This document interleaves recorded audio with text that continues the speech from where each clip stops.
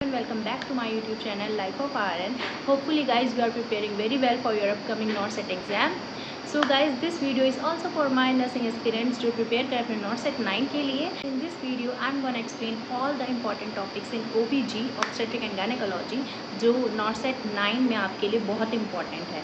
Guys आपको पता ही है कि OBG एक बहुत ही इम्पॉर्टेंट सब्जेक्ट है NORCET पर्पज़ के लिए, क्योंकि NORCET का आउट ऑफ 100 30% जो है सिलेबस वो हमारा OBG का होता है. OBG के बहुत सारे क्वेश्चंस NORCET एग्जाम में आते हैं. जितना इम्पॉर्टेंट OBG सब्जेक्ट हो जाता है उतना ही वास्ट उसका सिलेबस है. तो गाइज मैं आपको वो सारे टॉपिक्स बताऊंगी जो सारे ही NORCET एग्जाम्स में आए हैं और जो इम्पॉर्टेंट टॉपिक्स हैं जो आपको कवर करने ही है, जो हमेशा हर बार NORCET में रिपीट होते हैं और हमेशा NORCEट पूछता है. सो उसमें से सबसे पहले हमारा आ जाता है प्रेगनेंसी में हमारे आते हैं प्रोबेबल एंड प्रिजम्पटिव साइंस, तो इससे हमेशा क्वेश्चन बनते हैं गाइज. नेक्स्ट आता है हमारा antepartum haemorrhage, and antepartum haemorrhage में मेनली हमारा प्लेसेंटा प्रीविया एंड हमारा एब्रेप्शो प्लेसेंटा, इन दोनों पे क्वेश्चंस हमेशा आता है, हमेशा क्वेश्चन रिपीट होता है. कलर ऑफ एमनियोटिक फ्लूइड जो किस कंडीशन को डिनोट कर रहे हैं वो आपको करना है गाइस. उसके बाद हमारा नेक्स्ट आता है लियोपोल्ड मैनुअर. लियोपोल्ड मैनुअर आपको करने हैं. उसके तो इमेज बेस्ड क्वेश्चन भी हमारे NORCET 8 में भी आए थे और NORCEट 7 में भी इमेज बेस्ड क्वेश्चन हमारे लियोपोल्ड मैनुअर्स पे आए थे, तो आप वो करना लियोपोल्ड मैनुअर. में मुफ्त भारत प्रोग्राम में जितनी आयरन की डोज दी जाती है, कितना एलिमेंटल आयरन है, ठीक है, ये सब जो है वो अच्छे से आप करके जाना. इसके अलावा प्रेगनेंसी में कितना हम आयरन मदर को देते हैं, कितना प्रोटीन इंटेक देते हैं, कितना कैल्शियम देना चाहिए, ये इंपॉर्टेंट है. इसके ये वो प्रॉपरली ऐसे पूछता है कि कितना mg आयरन हम देते हैं, कितना कैल्शियम देते हैं, तो ये सब आप कर लेना गाइस. इसके बाद आती है हमारे स्क्रीनिंग.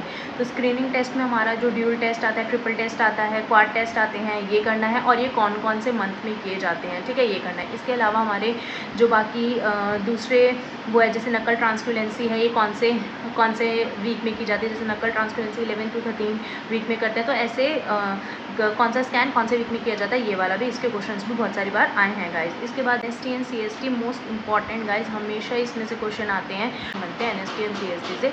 इसमें late deceleration, early deceleration and variable deceleration वाला जो कॉन्सेप्ट है वो भी आप अच्छे से कर लेना. इसके बाद हाई रिस्क प्रेगनेंसी आ जाती है, उसमें आते हैं प्री एक्लेम्शिया के क्वेश्चन आते हैं, एक्लेम्शिया के क्वेश्चन आते हैं, हमारे GDM के आते हैं, रजिस्ट्रेशन डायबिटीज़ मेलाइटस, ठीक है.